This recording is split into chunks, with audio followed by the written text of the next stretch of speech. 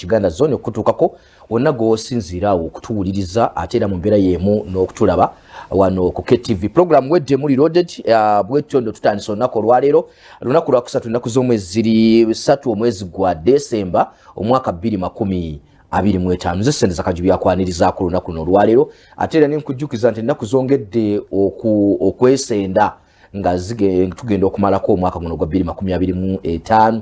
Kale nno mu mbeera eyo nenkugamba nti yongera okukola buli kintu kyonna n'obuvunaanyizibwa so nga ate era ne bw'obeerako bye wateekateeka okukola mu mwaka guno gwa 2025 mu budde buno bwe tulimu ng'omwaka gweyongera okudduka emisinde. Kale nno ofuba okulaba nga ate obeerako engeri gy'obikola mu nkola eraga nti obudde bugenze osobola okubituukako obulungi ennyo. Kati ffe abakkiriza Mukama tugamba nti mukadde kano kennyini ate we twetaaga okubeera nti twongera okukkiriza okumujjukiza mu nsonga zonna zitwateeka mu maaso ge bwe twali tutandika omwaka guno gwa 2025. Tukkiriza nti oyo atakeerewe era asobolera ddala bulungi buli kimu okukimaliriza. Awo nno mba nkutwala wamba nkugamba nti ku Christianity Focus Center Mengo mu Kisenyi wabeerawo okusaba buli lunaku olwa baraza paka ku Lwokutaano. Okusaba kuno njogera kwa lunch hour, okusaba kwa malage b'emisana kubeerawo ssaawa zibeera 6 paka 8 n'ekitundu. Lunaku lwaleero kubaddewo so nga ate n'olunaku olw'enkya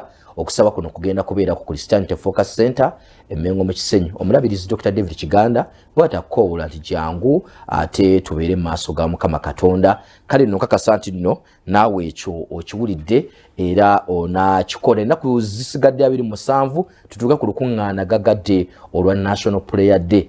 Olwo nno lwe lunaku olw'okusaba kw'eggwanga lyonna oba olukuŋŋaana lw'okusaba kw'eggwanga lyonna kubeera mu kisaawe ekya Kampala mu Kadde Senior Secondary School ng'ennaku z'omwezi 31 omwezi ogwa Desemba. Tuba tumalako omwaka ate nga tuyingira n'omwaka omupya. Tumalako 2025 ate nga tuyingira 2026. Kale nno nkugamba nti teekateeka buli kimu nga okimanyi nti olunaku tugenda kubeera ffenna tugenda kubeera mu maaso ga Mukama Katonda nga 31 Desemba wali mu kisaawe ekya Kampala mu Kadde Senior Secondary School mu National Prayer Day oba NPD bwe tugenda okubeera abaweereza bangi nnyo. Mukadde waffe omulabirizi Dr. David n'omusoma Seni Kiganda bebatesitesi ate era bakulembeddemu olukalala lw'abaweereza okuva wano munda mu ggwanga erya Uganda n'abavudde ebuli w'eggwanga lino erya Uganda abagenda okuweereza gy'oli abayimbi bangi n'ebirala bingi nnyo ebigenda okubeeramu ku basaawa 6 waliwo n'okukuba ebiriroliro. Tewali na kimu kyogenda kubanga osubwa naye ate nga buli kimu kigenda kukolebwa nga kya Bwakatonda. Tewali kigenda kwesitaza n'ekimu ate nga tugenda kuteeka enteekateeka zaffe zonna eza 2026 mu maaso ga Mukama Katonda.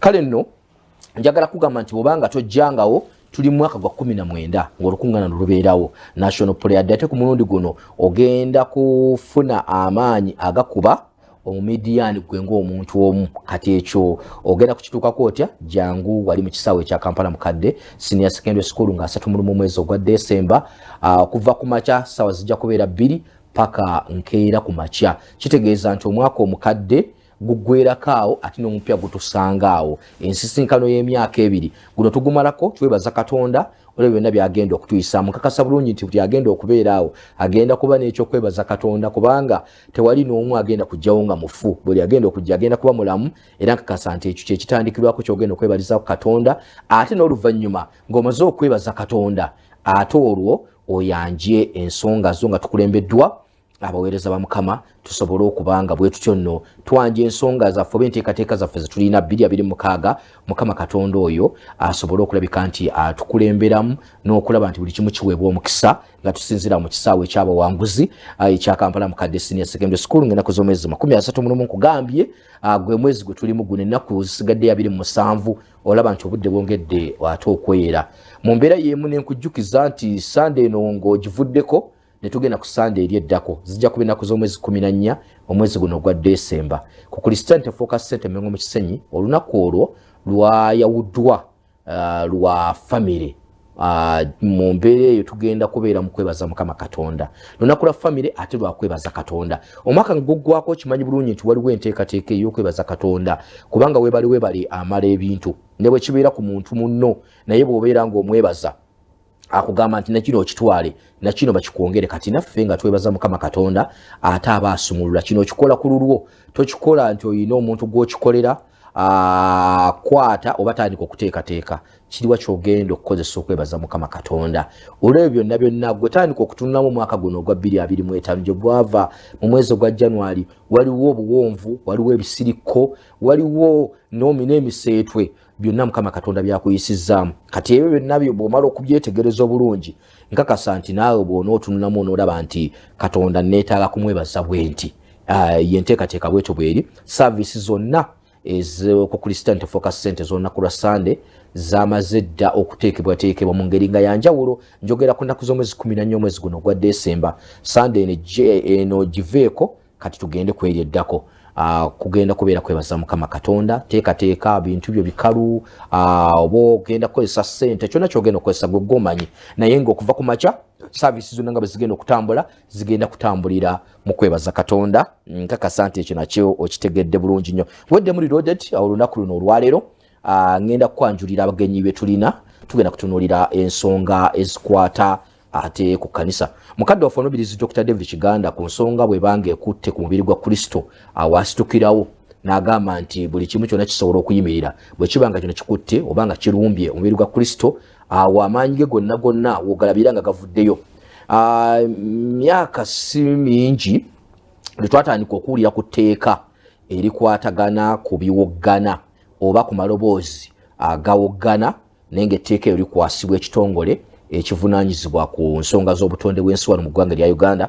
twogera ku kitongole ekya NEMA ekitongole ekyo kya NEMA mu tteeka eryo mulimu bingi waliwo akuuma akapima amaloboozi era nga kyagenda okuzuuka nga waliwo amakanisa agawererako ddala agaali gamaze okugwa mu buzibu nga gano gaali gazindiddwa era twagenda okusituka wano nga waliwo n'abaweereza baali bamaze okuyingira amakomera naye ng'ensonga ebatwazizaayo tebannabba ate nga mu mbeera y'emu tewali muntu n'omu gwe baali balwanye naye naye ng'ensonga yali y'amaloboozi gano kati nga kigambibwa okuba nti waliwo abantu mu bitundu ebyenjawulo abavaayo nga beemulugunya ku maloboozi gano nti gabataataaganya kati amaloboozi ago ne wabaawo akuuma ne kaleetebwa byonna twabikulaga nga wano oba ne puroguramu nga bwe twazikolanga ne NEMA ne tugireeta wano n'abavunaanyizibwako abalala bangi nnyo ku nsonga eno era gye byagenda okukkira nga waaliwo ate okuddamu okutuula okutereeza ebimu ku byazuuka nti amaggwe bireka byalimuko nga ebirumira ne NEMA netugamba nti egenda kuzzaayo ensonga eyo ng'erina okuddayo ate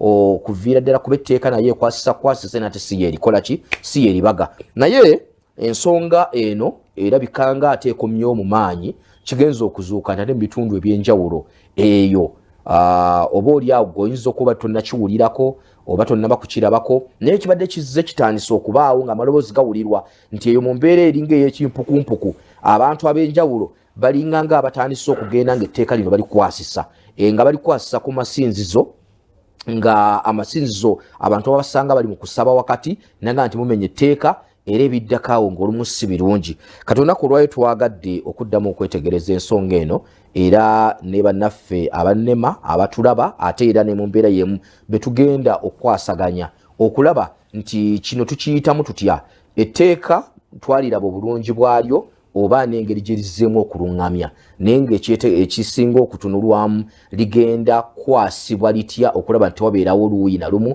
ate lunyigirizibwa mu nsonga eno kale nno olunaku olwali tuyina omulabirizi James Malinga ate era n'omusumba Bernard Joseph abo bavudde mu bitundu ebyekyengera tugenda kuwulira ku nsonga zino bo ate engeri gye bakwatibwako oba ensonga eno yabakwatako etya twogera ku nsonga y'etteeka eriruŋŋamya amaloboozi ge bagamba nti gano gayiseewo kuba luwa kuuma akapima amaloboozi ne weesanga nti bakulaga nti wano wabaddewo okuwoggana okususse kati mu mbeera eyo amasinzizo etteeka lino ligaluma nnyo oba likwatayo nnyo mu bitundu ebyenjawulo kugambye nti goyinza okuba nga tunnakiwulira ate era mu mbeera y'emu ngenda kusaba mu maaso awo naawe bwe tuna tufunye akadde oyinza okwongera okushyalingako naffe bwe kiba nga kyatuukako ate naawe egy'oli kubanga tuyinza okuba nga betutegedde ate nga waliwo naawe ekigudde eyo nga tubadde tetunnaba kukimanya kankuwe abagenyi bennina wano musumba Bernard Joseph mukama waffe Yesu yeebazibwe ssebo amiina nnyo mukadde wange ssebo tusanyusa okukulaba nange okubasanga. Weewaawo sooka obuuze ku mulabi wa KTV n'atuwuliriza ku 93 Kingdom FM. Amanya gange nga bwe tugawulidde nze Banet Joseph nviiridde Kyengera era nga ndi musumba olw'ekisa kya Katonda. Mwenna abatuwuliriza ku KTV namwe abatulaba ku KTV namwe abatuwuliriza ku Kingdom Radio twagala okubaaniriza era mbalamusaako mwenna mu ggwanga yonna gye musinziirira okutulaba wano nti erinnya lya Mukama waffe Yesu Kristo lyebazibwe. Amiina ssebo. Ekkanisa ogyogedde? Ekkanisa nsumba ekkanisa eyitibwa Fire Revival Church Ekyengera mu LC eyitibwa Wakimese LC1 gye nsinziiridde mu estate ekkanisa gye siŋŋaanibwa. Kale ne Bishop James Malinga wuuno kasooka kubuuzeeko. Affe aba Kingdom TV n'abawuliriza Kingdom FM. Nze James Malinga, overseer wa Kyengera Town Council Pastors Fellowship, era nga nsumba n'ekkanisa gye bayita New Spring Church. Kanisa ya New Spring Church esangibwa Nabbingo kifuba kita Tega. So tekitega abantu naye nga Tega bayitayo Tega. Okiririrawo ku mafuta ga Tusu oba St. Catharines n'oyambukako ng'agenda wa chairman w'ekyalo yakakawuwo awo osangire kanisa yaffe eya New Spring Church. James Malinga ne mukyala wange Lilian Malinga bwe tugisumba. Jakakawuwo bwe yava ku bwa ssentebe bw'eggombolola kati yafuuka kazi na Town Council. Yes. Kati yadda ku bwa chairman w'LC. Kakati teyadda ku bwa chairman w'LC. Yagenda okufuuka chairman LC3 ng'oreda ali LC1 chairman n'afuganga chairman w'ekyalo era nga chairman w'eggombolola weyatuuka okuvaako n'asigalako nga mwamusiima okamulomazi ebifo byonna bina yabirina kubanga mumanyi olw'ensonga nti bwe nali nsomero eyo yali chairman owa LC eyokusatu akyali ku yesiri kati ku LC esooka akyaweereza. Kati kanisa abo botuke eyo wesangibwa gy'osumba esangibwawo oyisaako wa chairman Jakakawuwo noyambukako katono olaba akapande kakuliko New Spring Church oba New Spring Ministries. Kale tusazisa okubalaba KTV nga bwe nkugambye nti wano omulabirizi Dr. David Kiganda kavuna ensonga ekwata ku mubiri gwa Kristo. Awo bw'oba oyagala kumanya amaanyi ge gonna bwe gavaayo gaviira yaawo era ndowooza kyo bangi bakiweerako obujulizi bwe kituuka nga kyonna kikwata ku mubiri gwa Kristo. Agenda kusooka n'omusumba James n'omusumba Banet Joseph. Nategeerako nti mwafuna obuzibu bw'etteeka lino eriruŋŋamya amaloboozi erikwasibwa ekitongole ekya NEMA ekivunaanyizibwa ku butonde bw'ensi mu ggwanga lino erya Uganda. Mu bumpimpi byali biti ebyewammwe? Mu bumpimpi ennaku z'omwezi 16 lwali lunaku lwa Sande omwezi guno gwe twakavaamu ogwe 11. Ku Sande eyo yo sirigyerabira mu mutwe gwange kubanga yali mbi nnyo gye ndi. Kwolwo nakeera okuweereza eri ekkanisa twatandika okuweereza ssaawa zaffe 3 saavisi yaggwa ssaawa 7 n'eddakiika 15 buli muntu nemba nga mutadde misana nentuulako ku kyaki n'abaweereza ziba ziwera ssaawa 8 nga ndaba motoka y'amagye n'ab'amagye n'emmundu zaabwe ne banzingako mu kkanisa okunkwata. Service ziwedde? Nga service ziwedde. N'abantu bazzeeyo waka? N'abantu baali bazzeeyo waka. Oli mu ofiisi kaakati? Yes. Otuddeko awo? Yes. Oyina by'omaliriza ne bw'olabaawo? Kati mu kaseera ako abasajja ab'amagye n'emmundu zaabwe ne bankwata ne baŋŋamba tukutwala. Amagye otegeeza police oba magye as in army oba UPDF? amajje nalaba b'amajje abajjira ku mmotoka ebyo bankwata n'emmundu zaabwe mwe mwavaamu omusajja omu yali ayambadde leeya nanneeyanjulira amannya ge najjayo n'akatabo naŋŋamba wannema nti atumiddwa okunkwata kati mu mbeera eyo ne mubuuza onkwatira ki ti ebyuma byo biwoggana era tukutwala ku sande eyo kakati mu mbeera eyo amagezi ne ganzijira nti nema ne bweba yakukwata muntu eyina okuba nga waakiri yamulabulako obanga chairman amanyiiko ow'ekyalo kyo obanga poliisi emanyi ku kintu ekyo ngenda okumubuuza chairman antwala waali ensonga eno agimanyiiko ntwale nga chairman tagimanyiiko nga nennema tetuukangayo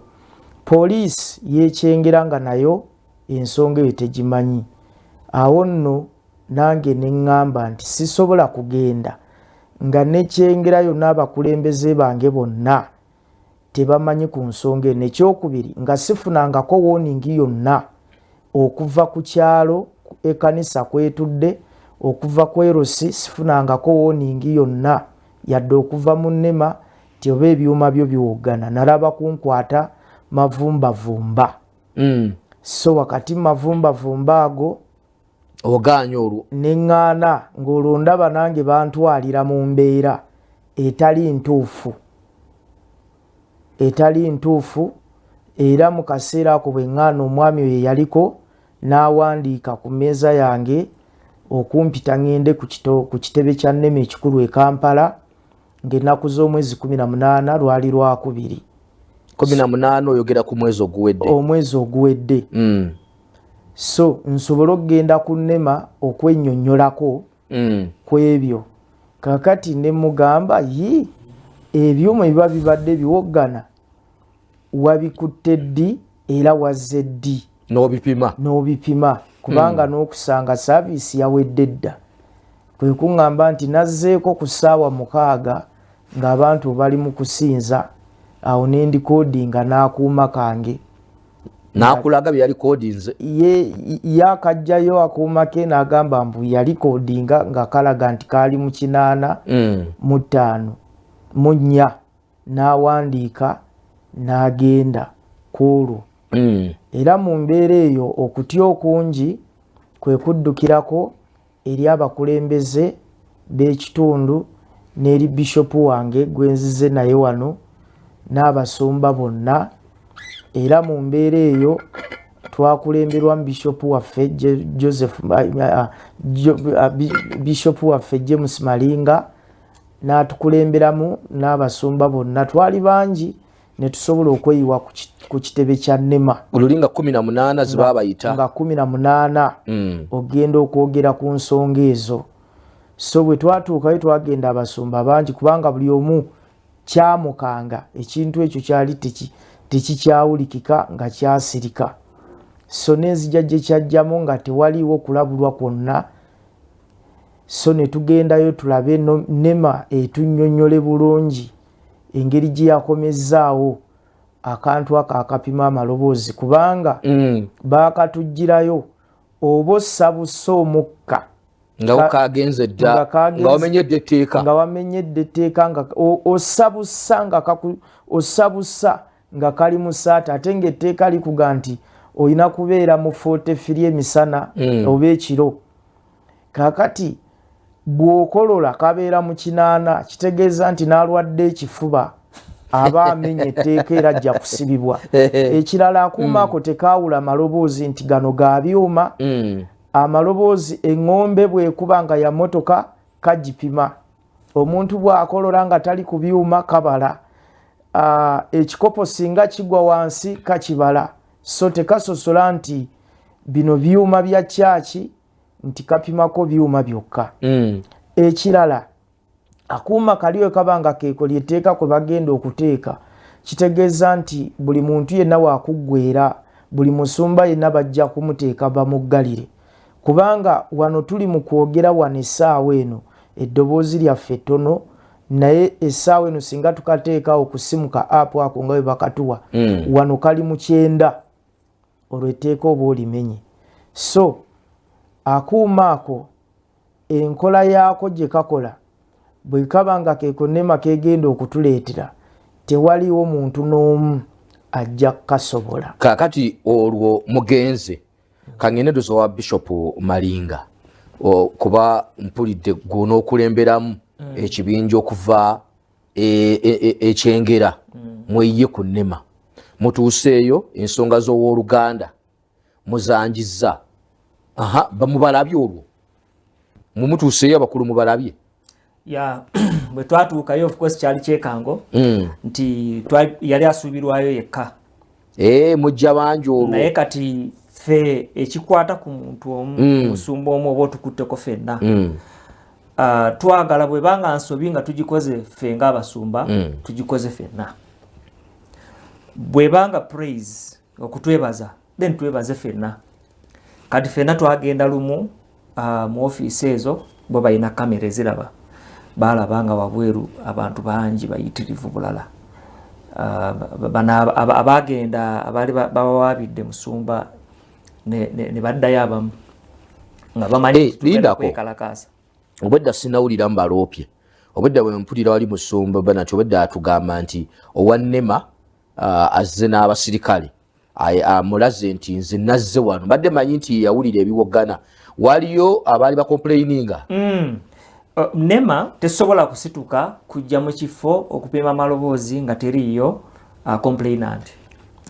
Omuntu amala complaininga agamba nti munnange ekifo bamazeeko emirembe ne balyoka bajja kakati ba complainant ayogedde nti kanisa eri mu kifo ekiri mu estate kati waliwo estate otegeeza kyamayumba abasulamu kakati mwe mwavaamu omu eyamobilizinga banne mu maaso eyo tuli byogera byonna ndowooza wakati ebintu bwe twogera bitambula. So mumwava omuntu n'akuŋŋaanya banne ne bajja bonna nga bagamba nti nabo banaddiini bamanyi Katonda oluusi n'okutusinga bo mu kanisa zaabwe ze basabiramu bateekako akazindaalo katini bwe kati ne koogera nga koogerera mugundi katono ne bamala ne bagenda kati bo nga naffe batuwadde amateeka ago namwe lwaki temukola bwe mutyo lwaki temuteekako akazindaalo katini ne kakola ki ate nga ffe ku gundi yaffe ffe abaana b'okubwatuka tukkiriza nti kale twakkiriza twamaliriza nga tugamba kale engeri gye tuli mu abantu bajja ne babeera mu kanisa ekifo ekanisa bagisangamu kati katukkirize ekanisa yasooka ekanisa yasooka mu kifo ekanisa yasooka mu kifo ekyo nga tekinnatandika kwettanirwa bakisulamu kati abakisulamu ne bajja ne bazimba kati ate ekanisa nefuuka ekizibu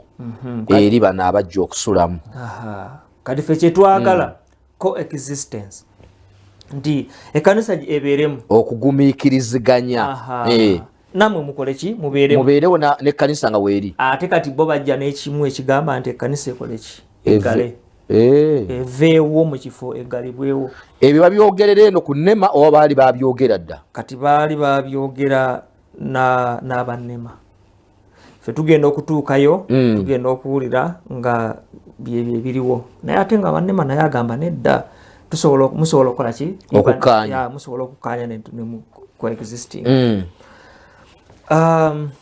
twali awo twamala essaawa eziwerako nga tuli mu negotiations waliwo ebintu waliwo amateeka agali mu nnema omwo ensobi nnema gyekola nti amateeka ago bagaleeta ne batandika okugakwasisa naye nga tebasoose kutwala eri abasumba eri amakanisa okubawa sensitization eri bekikwatako teteeka lizze lyogera ku muntu gundi kati nga kyogamba nti ono avunaanyizibwa okukwasisa etteeka bw'aba nnema oba poliisi yeetaaga okujja eri oyo gwe likwatako etteeka eryo alimusomese alimenya ddi ayinza kulyekuuma atya era ye yali argument yange nengamba mukimanyi bulungi nti tulina leadership okuvira ddala ku national level. Nange kenyini nyino wa town council samanya nti ono aliko emisango gye bamuvunaana.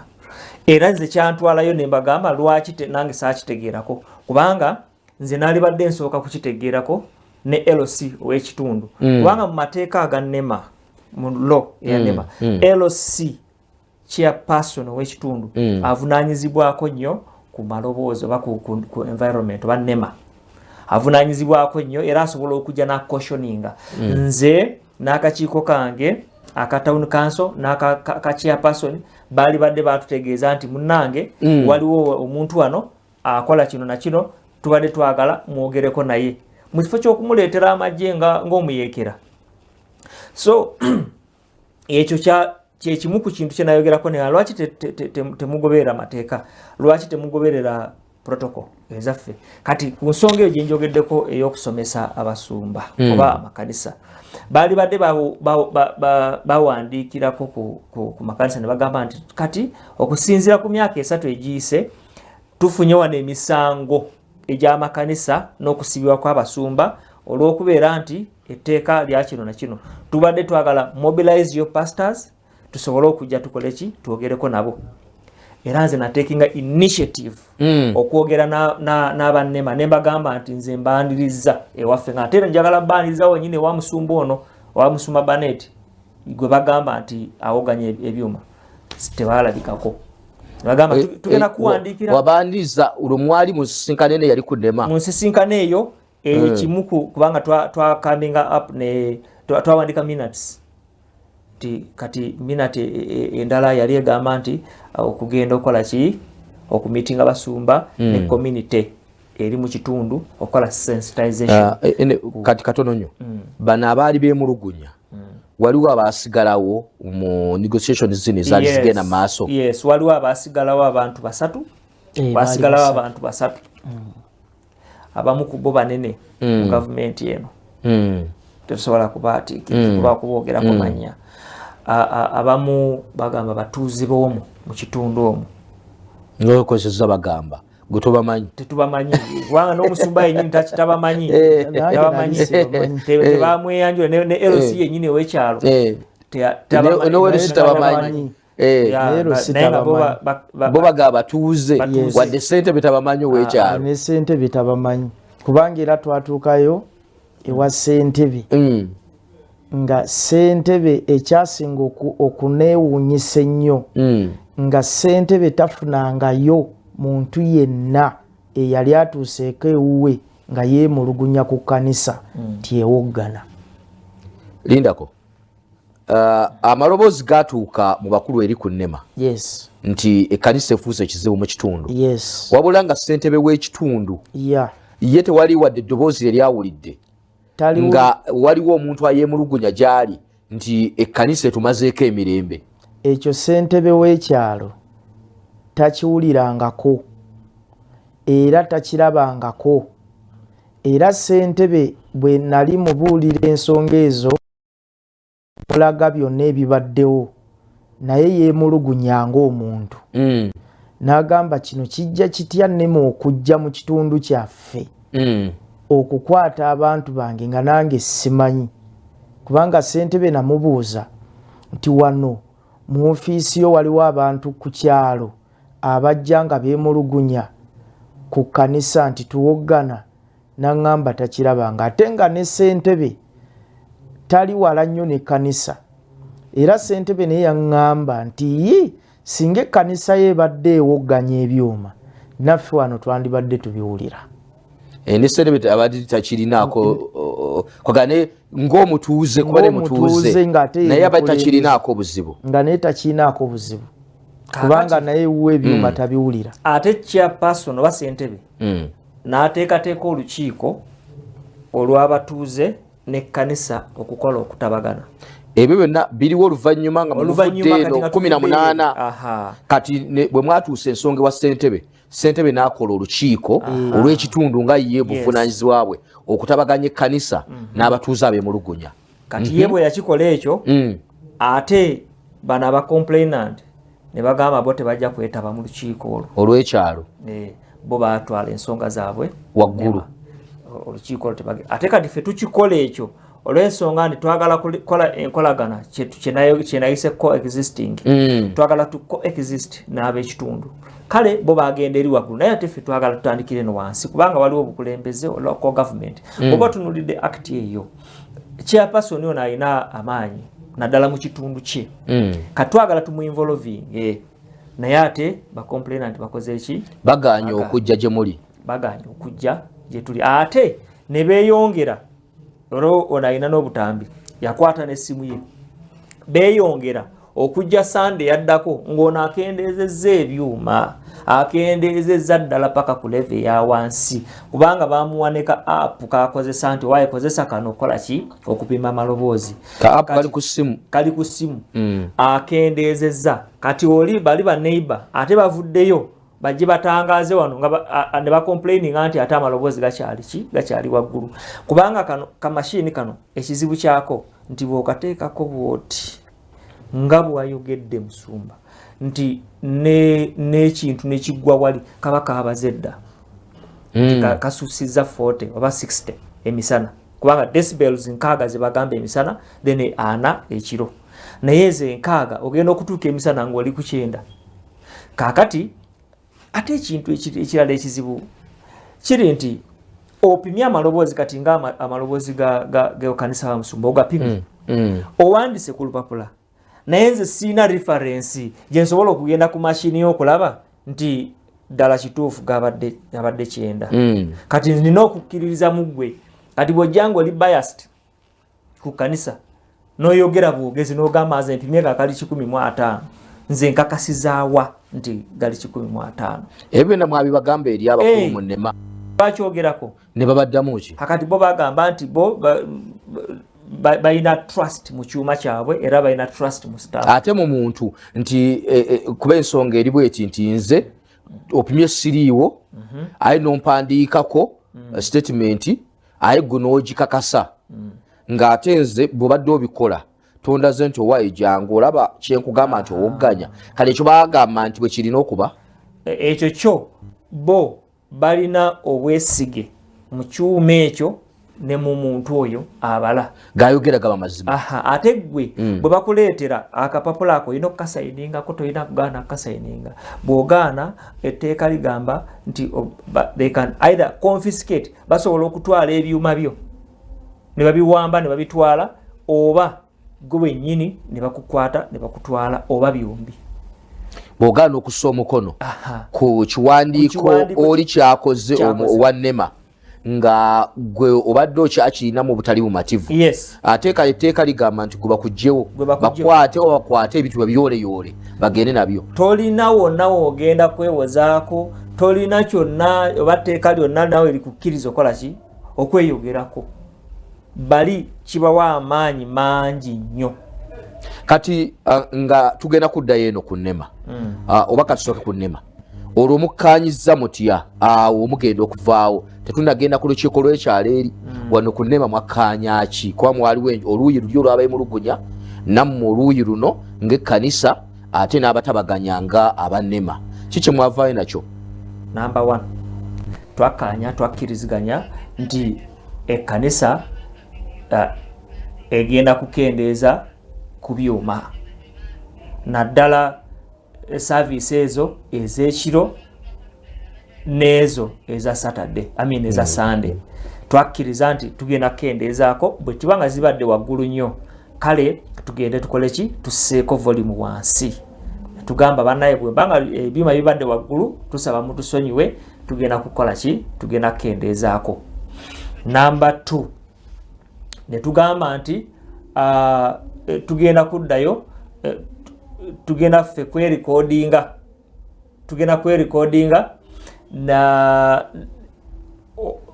kwerekodinga kitegeeza okukwata akuuma tulikodinge twepime tulabe nti kati wano tulabika tukoze eki tuyiseemu oba tulabika tukoze eki oba tukendezeemu ne services zaffe live tulikodingeko ne kamera munoonya ngeri ey'okutambulira mu mateeka emyezi twali twewadde mwezi gumu bwebanga waliwo enkyukakyuka mu ekyo then tuddeyo mu nnema ne ba complainant balete report yabwe naffe twale yaffe tugambe nti we can now tusobola okukolagana abamu tusobola coexistinga ne tukanya kwekyo. N'ekyokusatu nti NEMA egenda kuweereza staff agenda okutraininga oba agenda okutuwako more light ku teeka lino erya ayongera okubatangaza oba okubasomesa okubabangula buli muntu ategeere etteeka likola litya era ndiyewala ntya okulimenya. Ekyo nekyo makkaanya, ekyo nakyo netukikkaanya. Kati netutandika okukola Sunday number 1 tulikodinze naffe bali bazze nabo balikodinze era nga bo bacomplaininga ne bazaayo essimu eri nga bagamba nti tetusobola kukolagana na bano kubanga era ebyuma bikyali waggulu. Naye twali eri twakkaanya ebintu ebyo tugamba in 1 month tujja kuba tuddayo to compare notes byali bitya era biri bitya kati saawa eno. Waliwo n'ebintu bye twali twagala NEMA ejeyo ebyogereko. Waliwo ekintu kubanga nze nabagamba awo gatuli eri ekanisa kati ng'eyaffe gyensumba twagenda mu kifo ekyo nga waliwo just abantu babiri bokka babeeramu amayumba abamaka naye kati saawa eno batwetoolodde kakati tumanya tutya nti kati kubanga waliwo etteeka lyabwe ligamba nti olina okusaba consent okuva mu bantu bano abakwetoolodde osobola ddala mukkirize kanisa ebeere mu kifo kino oba ekkanisa tenaba kujja olina okuyita mu bantu abeetooloddewo abawangaalirawo obakolemu okubabuuza nti mukkirize kanisa ejje mu kitundu ebasenge. Kati bo bagamba nti nedda ffe tetukikkiriza ng'ekkanisa olwo tejja nga tejja. Kati kweno gye basangawo kati kuje basanga bo bagamba nti kati bate bagendera ku bantu abakusanzeewo abantu bakusangawo okusinziira ku tteko NEMA egamba nti abantu basangawo ekkanisa ne bo ne babeerawo. Kati ate abantu basobola okuva ne bagamba n'ekkanisa eno etufuukidde omuziziko obuzibu era bo basobola okugirwanyisa n'okugiremesa okubaawo kubanga bo oba omalako ki emirembe. Kati bo bajja ne bakola kye bayita environmental impact assessment. Kati environmental impact assessment kwe kuli kye bayita project is it project what kwagamba bw'otunuulira document yaabwe eyo gye bagamba nti erina okubanga etuwa ekyokukola amakanisa agali muno mu kibuga muno oyinza okusigazaamu ekkanisa ng'ezo 2 ate nga emu ku zo esigaddewo politically si lwakuba nti etuukiriza ki amateeka emu yokka esobola okutuukiriza amateeka ago endala ejja kusigalawo naye politically agasigaddewo gonna gakola kigakugala eno tujja kutuukayo naye tulina recommendations feze tulowooza nti NEMA esobola okuteeka mu nkola. Tulaba oli ku Weddemu Reloaded oli ku 93 Kingdom FM naawe atulaba ku KTV. Tulina Musumba Bernard Joseph awamu ne Bishop James Malinga bava bitundu by'ekyengera twogera ku nsonga y'etteeka erirungamya amaloboozi oba eryogera ku kuleekaana amaloboozi agaleekaana. Etteeka likwasibwa ekitongole ki NEMA kyekivunaanyiriza ku butonde bw'ensi mu ggwanga lino erya Uganda wabula nga waliwo okwemulugunya nga bwe nkutegezaako okuva etteeka lino lyatandika okulabika nga likwasa amakanisa ebimu ku ebyo byayogerwako ate n'ebyatunuulirwa nti biringa ebyalimu ebirumira. Kati mukadde kano litandise okuvaayo. Ngenda kukulaga mu maaso awo katono nnyo ekkanisa mu bitundu by'emutundwe ate yo baagirumba mu ngeri mbi nnyo. Akatambi kalaga ng'embeera engeri gye baagirumbamu yali nzibu nnyo.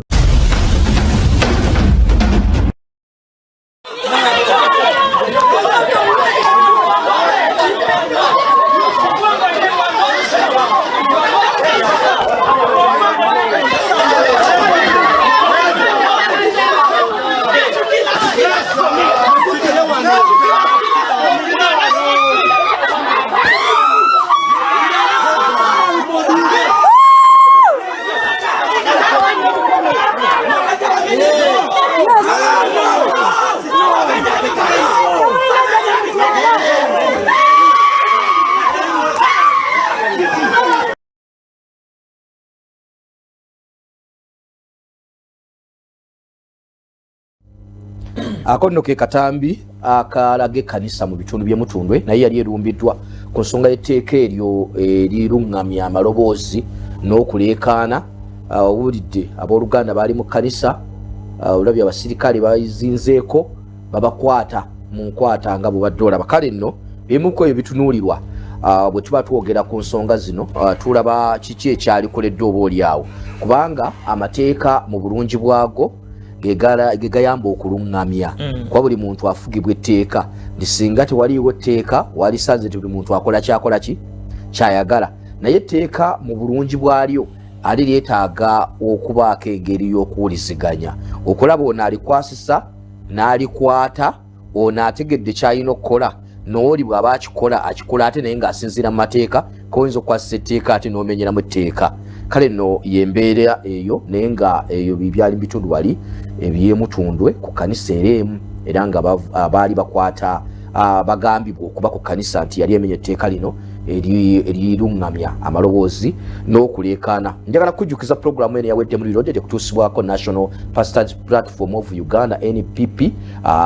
Buno bwe bumu obw'abasumba ekitebe kiri Mengo Kisenyi okuliraana ekkanisa eya Christianity Focus Center. Kale nno njagala kugamba nti be batuvujjirira okulaba nti tukutuukako awo gwonna wooli National Pastors Platform of Uganda. Bw'oba olina kyoyagala okumanya kyonna jangu Mengo Kisenyi okuliraana ne Christianity Focus Center Mengo mu Kisenyi. Era ne bw'oba otuuseewo osobola okugamba njala kwogerako ne Sister Judith ku nsonga za National Pastors Platform of Uganda, bumu abasumba obukulemberwa omulabirizi Dr. David Kiganda. Kugambye nti ekitebe kiri Mengo Kisenyi okuliraana n'ekkanisa eya Christianity Focus Center. Bishop Malinga, eby'Emutundwe byo birabye? Eby'Emutundwe embirabye. Byawukanako ate byawukanamma balina kugamba nti musumba panati byawukanyeko n'ebyali ewone ggwe mwali mumaliriza okusaba, kati bo bano baali mu kusaba wakati embeera bwe yabagwako bwetyo. Simanyi kifaananyi ekyo biro byonna mwabibuulira abannema ne mbabuuliramu okwemulugunya kwammwe era mu kuddamu kwabwe, kuba mbadde njala okuwulira bo baawulira ne bakugamba nti bo balina kwesiga oli owaabwe. Balina kwesiga oli kubanga ali trained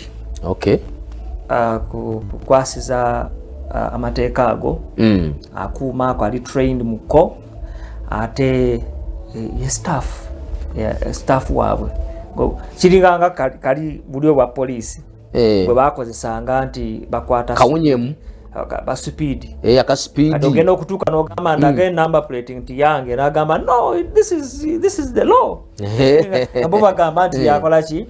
Kati obuzibu we buli awo kati tunuuliramu ekibadde ako akatambi ke tulabyawo.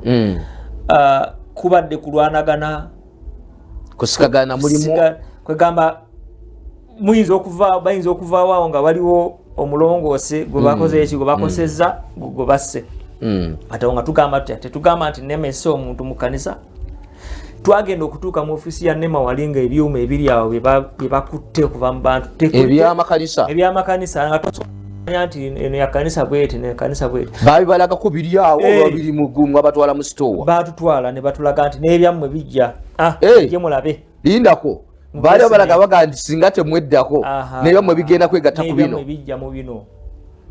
Waliwo n'omusumba omunene muno mu kibuga muno n'ebibye biri omwo babitwala babalaga baga nti waliwo omunene waggwe mu size gy'olimu, waliwo omunene gwe twakwatira ebyedda era ebibye biibyo ne batulaga biyo seeti yonna nnamba.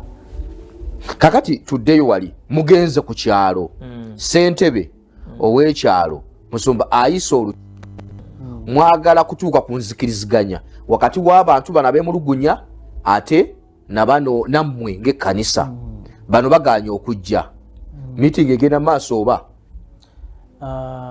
ssentebe meeting yagireeta nga asoose nabbakubira n'abaza kubanga nze natwalayo okwemulugunya kwange eri ssentebe olwa Nema n'ebyo. Ssentebe nagaka ndeete meeting n'abantu abo batuuze bange abatuuze abo kubanga naye ekisookamu abo abatuuze naye yali tabamanyi. Ab'emulugunya bonna tabamanyi oba mulimu bamanyi? Tabamanyi. Bonna baali basatu betwaliyo betwalabayo naye tabamanyi kati nga naye ayagala kufuna ku mukisa ategeere abatuuze beyasenza nga tamanyi ayagala kufuna omukisa abalabeko naye olwokubanga nti mwalimu omunene nga ali mu gavumenti omwo bwe twatuuka ab'ekyalo ne tukuŋŋaana kubanga bamemba abasinga bonna ku kyalo basabira mu kyaki omwo bonna baavaayo balabe baani bannaffe abaagenzeeyo okuwaabira ekkanisa yaffe nabo ne bajja batuulewo n'abasumba ne bajja balabe ne chairman n'atambula n'abakanso baaliwo balabe mbeera ki bano nno baganda baffe ab'emulugunyo tuwaabira baagaana okutwegattako era ssentebe baamugamba ffe tetusobola kujja mu miitingi yammwe wabula ggwe bw'oba oyagala ggwe wekka gwaba yeesitula ojja otumiitinge nga ggwe ebyo nno ababigamba ne ssentebe tabamanyi naye ate bo bamugamba bw'oba oyagala okutumanya yawukana mu abo ojje gye tuli oyogere naffe ayogere nabo nga tamanyi ate babeera olwo boogerezeganya ku ssimu baatuma omukubanga baamutumira omubaka mu lujja lw'ekyaki mukyala wange mwennyini ye yagenda obba miitingo obbaaniriza bajje mu kanisa mukyala wange ne bamugaa tetugenda nakujja wabula ssentebe bw'aba awulira ng'ayagala okwogera naffe ye yaaba avaayo asituka ajja ayogere naffe tetugenda kujja mu miitingi yamu ate nga miitingi eyali yakukaanya era twafundikira tebazze ne bakwata ekkubo lyabwe ne bagenda kati olwo miitingi yagenda mu maaso oba yakoma omu ku bo oyo omukulu eyali abasingako amaanyi ye yakubira ssentebe essimu kubanga era n'ebigambo ebyo twabirikodinga yajeregerera bujeregerezi kanisa nabalokole era ebigambo bye byali bigamba nti abalokole tebalina na lukusa lubeera na mu ggwanga lino kusabiramu tebalina na biwandiiko bibakkiriza kusabira mu ggwanga batuwogganira buwogganizi banaku ebigambo bye yayogera bw'atyo era najjako ku ssimu n'avaako ekiro ekyakoma abalokole tebalina lukusa naye ate nga bababala mu kubala kw'eggwanga lyonna okw'abantu ne balaga n'ebibalo we bituuse naye yagala tibalina bakulu mu ggwanga lino so ekintu kino kye nagenze ntegeera nti nema abantu abawaabirayo abasumba ebawuliriza nnyo era bo etwala ensonga zaabwe nga ziri waggulu ffe ate abasumba tetuyinaayo ddoboozi ddamu ogambye nti nema abantu abawaabirayo emisango gyabwe bo bazibwa bo ne bagezaako okwogera tebawulirizibwa kyovula lwaki olabye n'akatambi ako enkwata ebadde ekwatibwa baganda baffe emutundwe yabadde mbi Bishop Malinga gwe kikyolaba ekirina okukolebwa mu bino byonna ng'omukulembeze kikyolaba oba oli awo ekyalikoleddwa obutatuuka mu mbeera nga gitulabye n'eyali emutundu bwetyo okusookera ddala njagala kusooka nno nabadde nkyagala nnyo mu kusooka wali naye bakyambuuseeko kitya naye njagala kwebaza Bishop David Kiganda emyaka ndowooza 3 emabega nze nno ndi memba wa National Pastors Platform kubanga oli wanna paapu najja wano twalinga wano nnyo twalinga basaale nnyo mu kulwana okulaba nti etteeka lino wabeerawo ebikyuka era waliwo n'omusumba yakwatibwa eyo entebe omusumba oyo naliwo oyinza omu ku baali bagenza okumweyimirira wano ku Old Kampala bayita batya wali waggulu ku kooti. So bishop oyo akoze omulimu gw'amaanyi nnyo era ye taliiko ebyo nti ono wa platform wabumu bwe buti ye mubiri gwa Kristo kasitaba mubiri gwa Kristo agwawo bugwi. Ekyo nno kyanjawulo, ekyo kyanjawulo nnyo. Kakati bw'ojja ku kyalikoleddwa ntandikira ku ekyo kyennyini, omubiri gwa Kristo okwekolamu omulimu ng'omubiri gwa Kristo. Tujjewo amadiini gano, nze ndi wa ddiini eno ebiwayi, eddiini njogeraku ebiwayi, ndi wa kino ndi wa kino. Empologoma bwe wuluguma temanyi nti guno mulyango gwa gundi. Bwe wuluguma ku kyalo, ekyalo kyonna kiba kikoseddwa. Bwe kuba kuggalawo mayumba, abasajja bonna bafulume wabweru bakole ki, bagobe empologoma bonna bafulume bakiri, kubanga empologoma ekoze ekyo erumbye. Bwe yawuluguma ewoono ffe tetwazingako nti owaayo oyo kalwane n'ebibya, ffenna tulina okola ki okuva. So omubiri gwa Kristo gulina okwekolamu ekintu kimu. Bwe ndaba ekintu kino National Pastors Platform ndabanga ekitaliiko nti kigwa wano naye buli omu kyaggwanga lyonna, nze ndi mu gundi endala naye ate nange ate ndi memba mu bumu buno. Kati bwe twegattira mu bumu bwe butyo ne tusobola okujja ffenna empologoma bwe wuluguma, era muzeeyi yawulidde ng'ewuluguma eyo n'atuyita wano amuwaye kabasajja abo kabajje bakole ki batuuse ensonga kuba waliwo n'abalala ate abali eyo nga nabo kibalya ne be baalaalika edda abayinza okuwaayi kyatuuka bwe kiti. Kuba kati ate owulidde nti ye musumba we baaleeta yabagamba yali ayinako ekitono kyamanyi ku mateeka n'abuuza kino na kino na kiri namugamba jangu weeripootinge ku kitebe ayina mwe ne mugenda naye. Ate omanyi okweripotinga kyekyali kitegeeza, okweripotinga ku kitebe kyali kitegeeza nti jangu tukukwate. Era singa tetwagenda nga gurupu yonna ffenna bwe tutyo ono yali mukwate. Kubanga jangu weeripotinga ekitegeeza nti akkiriza okumenya etteeka, akkiriza nti amenya etteeka akali ku 90%. Kati jangu abalemesezza okumukwata mu service kati yereete.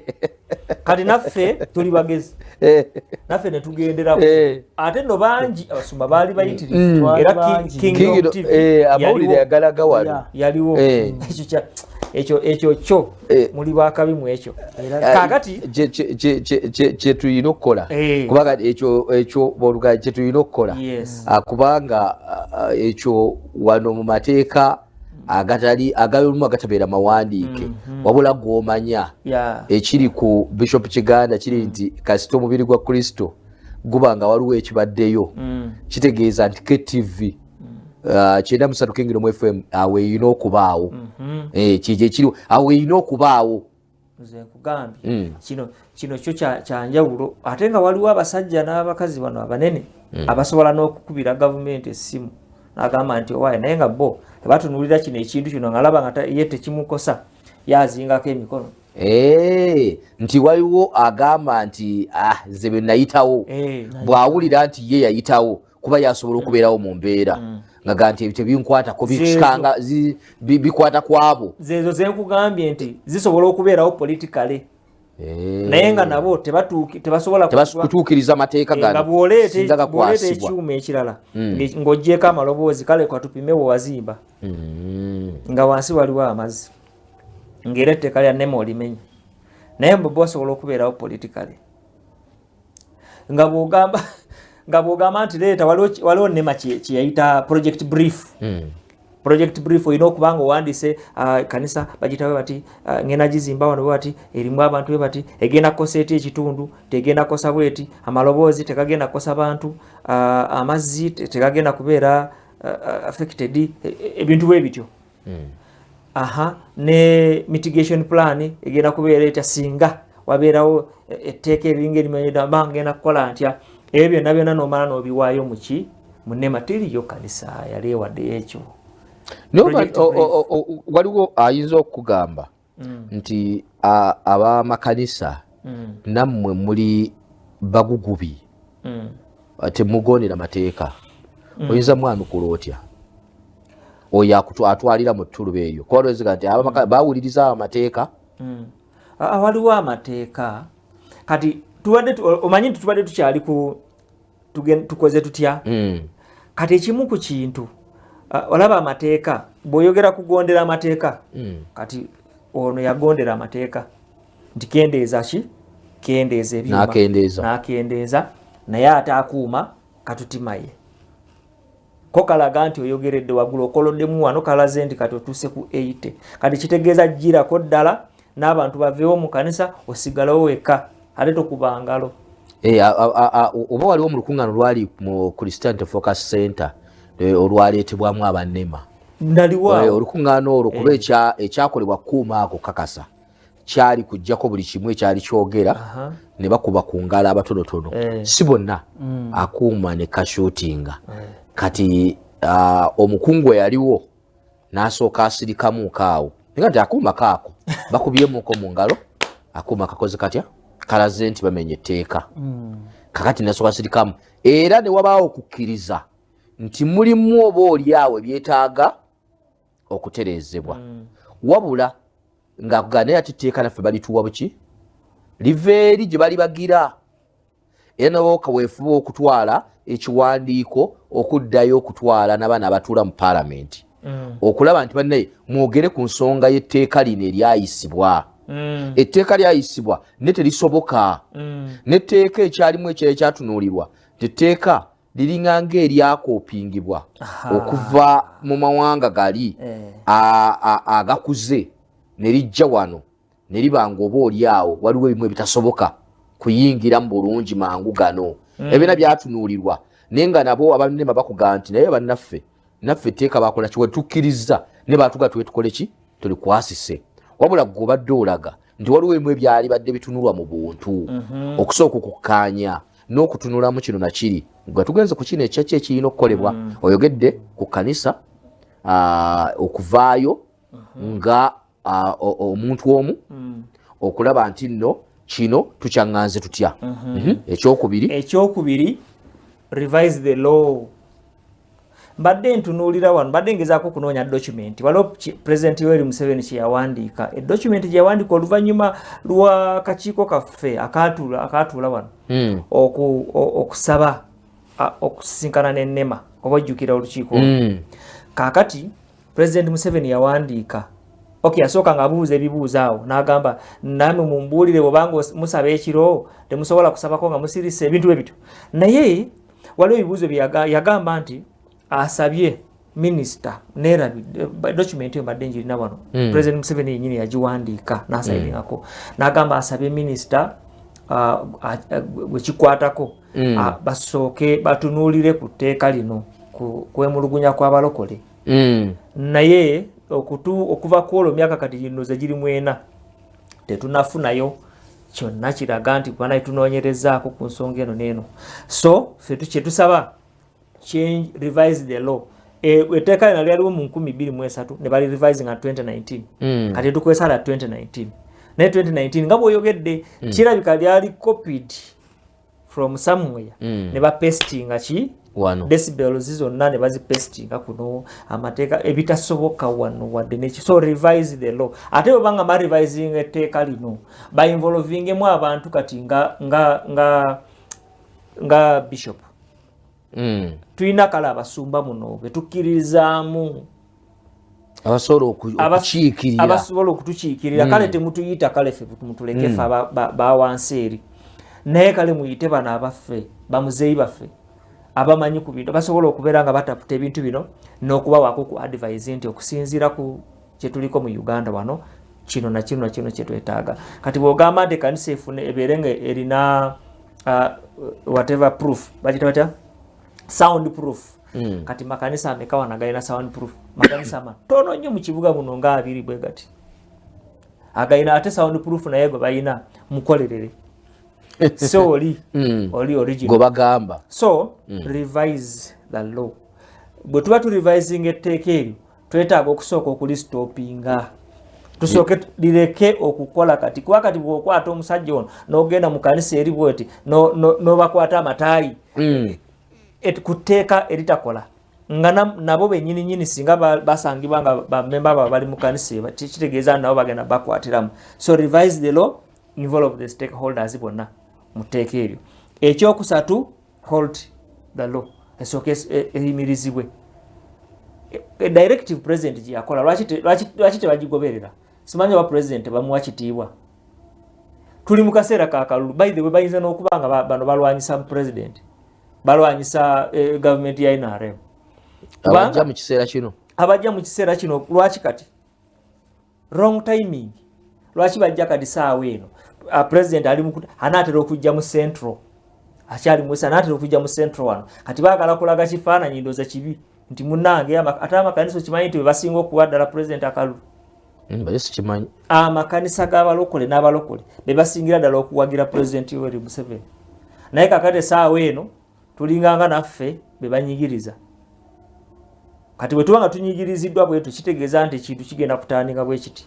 Ekintu omukulu kyazimbye bakizimbulula. Bano bandibanga balabe ba government ate nga balabe ba kanisa. Balwanyisa kanisa ate balwanyisa ne government. Kati bakolera ani? Kino kye kibuuzo kisimbye. Bakolera ani? Ekiseera kino kati tuli bakambwe. Lwakuba tetusobola kukasuka mayinja na kwekalakasa. Naye kwekalakasa kwaffe kuli wano mu bigambo bino. Mukolera ani? Mu kaseera bwe kati lwaki tebajja mu January? Omwaka guli lwaki bajja kati? Timing kati batandise era. Kitegeeza nti abantu bonna bagenda kuba banyiivu. Ekyokusatu kyetusobola kyenjagala okwogerako. Abalokole kanjogere nammwe. Kanjogere n'abalokole kantunulire ne kamera eno. Mwesimbewo. N'ekiseera kiki? Ekiseera kino nze neesimbyewo. Nze neesimbyewo. Oli ku kifo ki? Nze neesimbyewo ku kifo ekya kansala LC3 Kyengera Town Council. Ngenda kiikira ebyalo bida. Ekyalo kiriko ekya Kivu, kiriko Sumba, kiriko Kisozi A ne Kisozi B. Manyiyo bulungi eyo. Ayo kati gye neesimbyewo ate ku tiketi ya NRM. Kadi ya NRM gye ndiko. Luli neesimbawo kuwa meya nga ndi independent. Naye munnanga abalokole baffe bolaba bo tebabiwagira ebyo bamanyi nti wagwa walemererwa awo kakati awo kirabika ogudde. Kakati nno twali twakamala bwetu kyokulonda ekisanja kiri ne etteeka ne litandika eryo. Kyengera yali wano twali wano mu mawulire ga wano nga baawamba ebyuma byaffe nga ate tukomawo munnange chairman waffe genda otwogereyo nga nina ogenda okwogera ne meya gwe baalonda.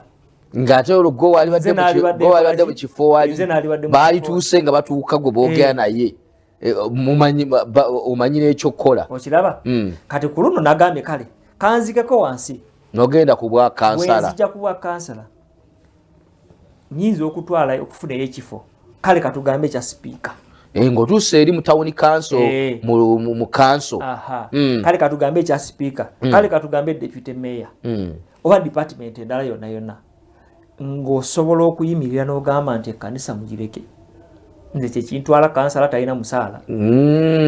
Gw'ogenzeyo n'ensongayo oyagala nayo genda ku lusozi olwo olw'ebyobufuzi kubanga Bishop Aludde Walunga ayogera ku nsozi ensozi azisomesa wano era ng'akubiriza ekkanisa nti esituke erabe zino ensozi zonna ezigenzeeko etya kwaka gwe n'omuwuliriza n'ogamba nange wano bwe nsooba mpola ne ŋŋenda era lwakiri bw'obaayo ekintu ekiriyo nange kyensobola ŋŋamba nti kino bannange. Kati kubanga tosobola kubeera eyo katugambe nti bakuwadde obwa sipiika tosobola kubeera eyo n'ogamba munnange ekkanisa munnange tukole amateeka agaziremesa. Kitegeeza nti ogenda kubeera eri ng'okiikiridde ki munnange ate ekyewuunyisa ate Abamisiri be batuwagira era be batuwa akalulu. Abalokole waliwo neyagamba nti tojja mu kanisa tusange eyo mu byalo byaffe gyoboyogera naffe tojja mu kanisa campaign politics tumwagala ki. So kakati njagala kukubiriza ekiseera kyawedde mpozi ng'ogamba 231 kiweddeko naye gali kyaggwako mpozi ng'ogamba nti waliwo ne chairman w'ekyalo tetunnabalonda. Okubiriza kutandika nekokazi ba chairman tutandikire eyo kale kubanga ayina amaanyi nnyo mu tteeka lino erya NEMA. chairperson w'ekyalo naye ate nayo mugenda bibalekera ate nga namba bweziri ogikyoga namba bwotugenda kubala abantu okusembyeyo kwa 224 kwalaze ekifo ky'abalokole mubali tuli mu kifo kya kusatu waliwo abakatoliki ba protestant ffe n'abo abaddako abalala kaya abalokole ali mu ate kifo no tuli mu kukula nnyo kundi yaffe percentage zaffe zikula ate nno munnange twemulugunya n'okwemulugunya soka tuveeyo eyo obadde oyogera ebyo byobadde ogamba ebyetaaga okukolebwako kubanga etteeka lino tebalikasuka bukasi kuva eri amateeka bano abamemba baffe aba palamenti bagenda ne babagaki amateeka bano abasajja bannema babakwasa ekintu ekiwedde bonaba ne batandika okubikkula okusoma busoma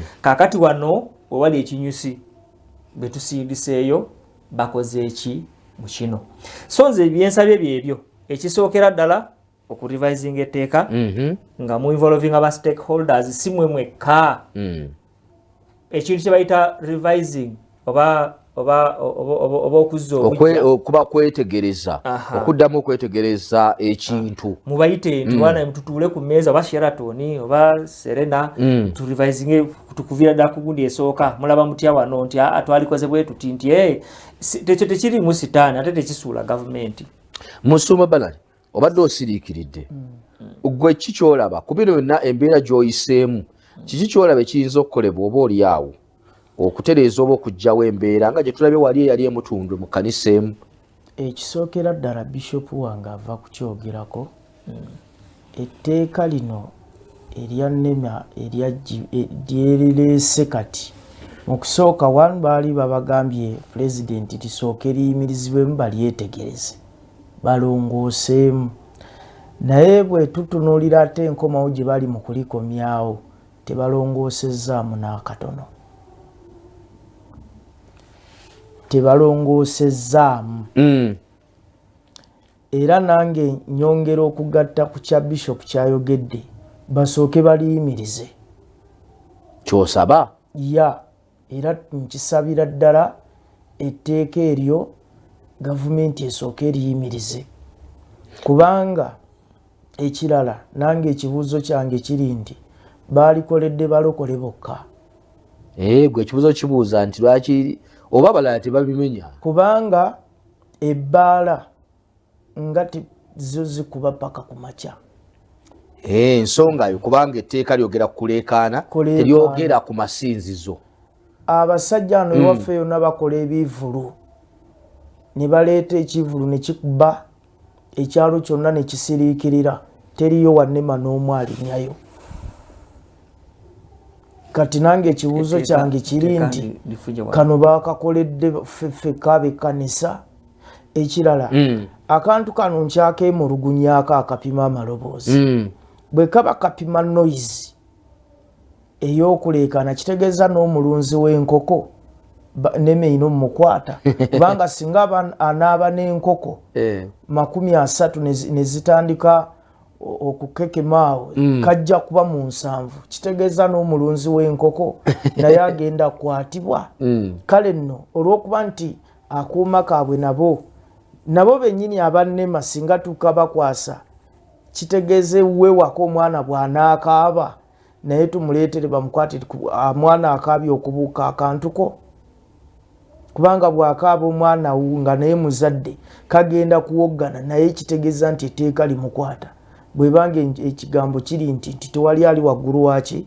w'amateeka sekintu kye baleese kizibu nnyo ku levo ya Uganda tewali n'omu akisobola era nziramu nga mbagamba nti basumba bannaffe ffenna abasumba amakanisa ng'oli mubuulizi wa njiri ku kkubo gavumenti etuuse okutusiba mu kuyita mu nnema okutumalawo Bishop okalabye ndabye wano ebbaluwa ya president yawandiikibwa nga nnaku z'omwezi 18 August 2022 era yawandiikibwa bagiwandikira Dr. Bishop David Kiganda the President National Pastors Platform of Uganda Kampala petition on illegal actions against Pentecostal churches by police. I have received your letter of the 22nd of July 2022 about your conflict with the police about noise making. By copy of this letter, I direct the Inspector General of Police to stop those arresting your groups instead. A directive. Ebbaluwa Bishop Kiganda gye yawandiika ngeno wa president agiddamu. Yes. Agamba nti kopingire ebbaluwa eno era ndagira Inspector General wa Police okulekeraawo okukwata abantu bammwe. I also direct the Right Honorable Prime Minister to cause you to dialogue with the police about the aspects of your worship methods that the police consider to be inconsiderate of other citizens' rights. Era ne Right Honorable Prime Minister naye mulagidde abeerenga abatabaganya ne poliisi egamba nti muina translation enemi mu Luganda naye nga egamba nti mukola ki mukontana ne n'amateeka n'abiwandiika wansi awo nti muddemu ebibuuzo bino, does loud noise at night disturb people who are sleeping or does it not? Kati ebyo nabyo byaffe naye wali kyeneesibako agambye I direct the Inspector General of Police to stop those arresting your groups. Kati lwaki bajja ne bakwata abo b'emutunde ebbaluwa eno yaggwako siraba gundi yonna teyaggwako kitegeeza nti presidential directive tezikyakola bw'abanga president adirecting nze ate ne batakikola. By the way, ndoopa eri State House bw'abanga ebbaluwa eno president waffe yagiwandika ng'ennaku z'omwezi 18 August 2022 nga tebagiddangamu, Inspector General of Police tagiddangamu, NEMA tetuwangako kopi yonna, badirectinga NEMA okubeera nga bastopinga ne police to stop arresting. Lwaki arrests zino zikyagenda mu maaso? Why? Kubanga president had directing ze one. So why are the arrests going on?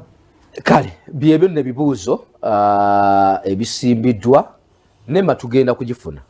Tugenda kufuna okwemulugunya konna ku ngeri ani akwata, kubanga abamu bagamba nti waliwo ajja omupoliisi ajja agala disajja nagandi katono nyimiriza n'ebirala byonna ebyo tugenda kulaba NEMA naye ejja kwongera okutubuulira nti bwe kituuka ku kukwata ani akwata ddi era nono gwe bakwata amanya ddi nti anaakwatibwa oba amanya ddi nti amenye etteeka oba ddi lwalabulwa kuba lwatafunye kulabulwa ne batuuka nga bamugamba nti etteeka okuva lwolimenye era ku ssaawa entukutwala. Kale mu kyonna nga kitwetaaga okulaba nti tusigalawo nga tutambula wakati mu kugoberera ate amateeka naye nga ate n'amateeka omuntu asigadde ate atambula tegamusindiikiriza kuva uvi mu kitundu oba kuva mu ekyo kyakola. Kale nno y'ensonga bwetyo era bwe tutambulidde olunaku luno olwaleero akadde ke kagenze katutimawa nabadde njagadde okuwulira ku maloboozi okuva eyo oba waliwo abalala ate bebituuseeko nendoza kinaaba ekyolunaku ate olulala katulabe enkyate bwe tunaayongera okukwasaganya ensonga eno naddala tugenze ku bannema okulaba ebibuuzo ebimu ku ebyo ebiteekeddwawo nga biringa ebyetaaga okunnyonnyolwa ate okunnyonnyola kugenda kuvaayo kutya. Nkujjukiza nti ng'ennaku z'omwezi 14 omwezi guno gwe tulimu ogwa Desemba ye Sande ejjange eno bwevaako eri eddako ye ya 14 omwezi guno gwa 12. Njagala kutegeeza nti ku Christianity Focus Center Mengo mu Kisenyi waliwo okusaba Sande eyo ya family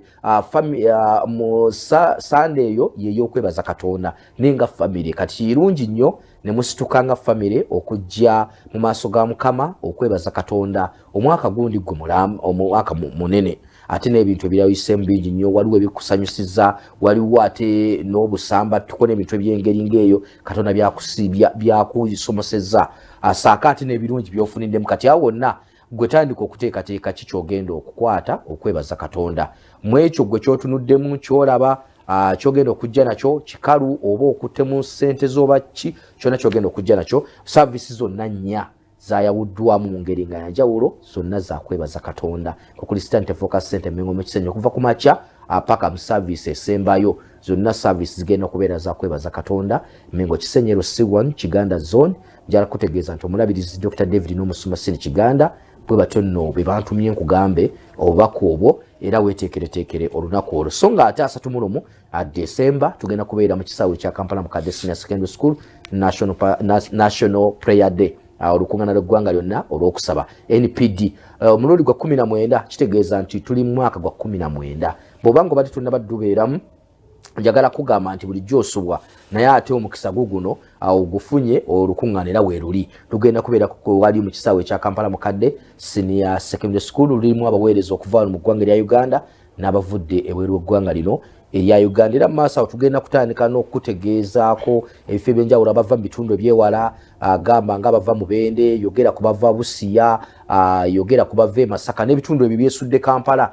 Tugenda kutandika okulaga ate ebifo ebyenjawulo musobola okugenda ewanaaba wafunise ba agenti oba naawe ng'omuntu omu osobola okugamba nti bannange nange kampiteko ku Christianity Focus Center, nze wano wendi nsobola okubaako nange engeri gye nteekateekamu entambula. Kuba nawe Mukama akikubalira mu ngeri emu oba endala. Oyinza okuteekateeka entambula n'ogamba nti nze nfunye entambula etujja wano naye nga akasente mmaze okwogerezeganya muno wa taxi oba wa costa njogedde naye aŋŋambye twetaaga omuwa ssente bwe ziti, kati gwe n'oyita mu banno n'obaga nti bannaye mumanyi entambula ya nusu kasanvu, tugende mu kisaawe ate naye tulinda okutuzzaayo. Ekyo naawe oba okikoze onooba olina naawe kyokoze, ettaffaali ojja kuba olitaddeko mu nteekateeka eno. Jjukira nti bino byonna bikolebwa kulwa ekitiibwa kyonna kiddira Katonda. Olunaku olwo waliwo abalokoka bangi, waliwo abava mu mize, waliwo abava mu bintu bingi nnyo. Kati ng'olunaku olwo abagenda okusumulukuka bonna bonna, ate naawe obeerako ky'obeera okoze, eggulu liba likusanyukidde ate ne likulaba mu ngeri emu oba endala. Kati ekyo naawe tandika okulaba gwe oyinza kukola ki. Bw'olaba nti gwe mu kitundu wano waba tiwonnabaawo agent oba ambasada agenda kubaako kyakola, nawe oyinza okugamba nti nze kyendabye nsobola okumubilayizinga bannange ate ne ŋŋenda ew'omuntu ayina emmotoka ne mugaa nti gundi ggwe osobola tutwala e Kampala Mukadde ne tusaba ne tukomawo n'enkeera. Ssente mmeka? Gwe n'oyita mu banno n'ofuna omutemu awo eno n'otutegeeza nti bannange nze nange kyenkozewo kye kino. Ffe ne tutegeeza abantu nti wagundi awo waliwo emmotoka egenda okutambuza abantu, teekayo ssente zo basobole okuteeka mu nteekateeka bweteefaanana bwekyo. 31 December tuvaawo ennaku z'omwezi nga lumu era mwe tugenda okufunyira omumanyi wa Bayibuli 2025. Kale nenteekateeka bwetyo bwe bisigadde tujja kwongera okubikutuusaako ngera bwe bigenda okujja. Akadde katambudde mu bigambo ebisembayo tuli mu kufundikira kati Musumba Bernard. Mu bigambo ebisembayo ky'osobola okusembyayo ku nsonga eno? Wow. Ebigambo byange ebisembayo ku kushalinga kuno kwe tuliko kwa NEMA. Ekisooka ogambye nti ogenda kubakyaza wano. Bw'oba obakyaza baleete ne bu app bwabo babuteekewo awo naawe nga bwe tubadde twogera wano. Bakateekeko jja kalaba nga kali mu kinaana. Tunuulira eddoboozi lyaffe lye tuli nalyo mu studio wano. Tono. Awo naawe okalabeko enkola yaako. Then ekirantu nga bwe njogedde nti Bishop yayogedde nti waakiri etteeka liyimirizibwe basooke balongoose embeera eno. Naye embeera yo gye tulimu yakunyigirizibwa. NEMA n'etteeka lino si erya app eno si nnungi era tejja kuba nnyangu. Nga mmaliriza nyongera okwebaza olwa KTV ne Kingdom Radio okutukyaza wano olwaleero okwogera ku mbeera eno.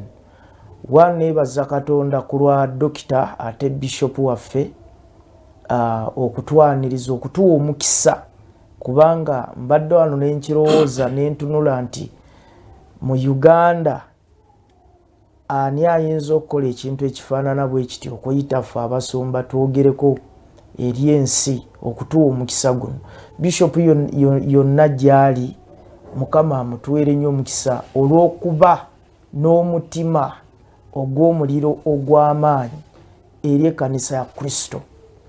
Mukama akutuwere nnyo omukisa ogw'amaanyi okuwanga omukisa eri naffe abalala okwogera ku mbeera eno.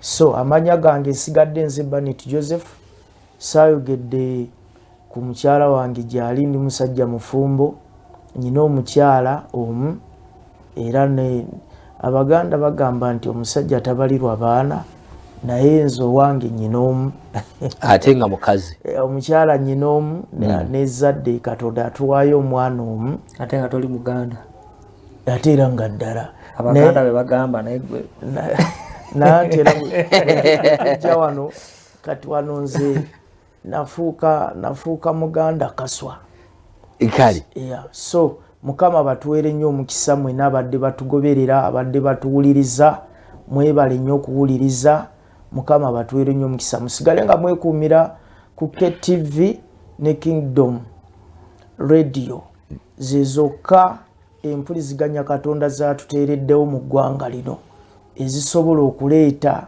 ebyo ebiri ku mutima gwa Katonda kwe kuli okusumululwa tuwulidde otugamba nga 31 ffenna tubeereyo mu kisaawe kya Kampala mukadde ku kisaawe kya Kampala National Prayer Day so bannaye ffenna tujja kubeerayo ffenna tujja kubeera tubeereyo Mukama ajja tukola bulungi amiina kale Bishop tusiibule busiibuza akadde kaako katugobye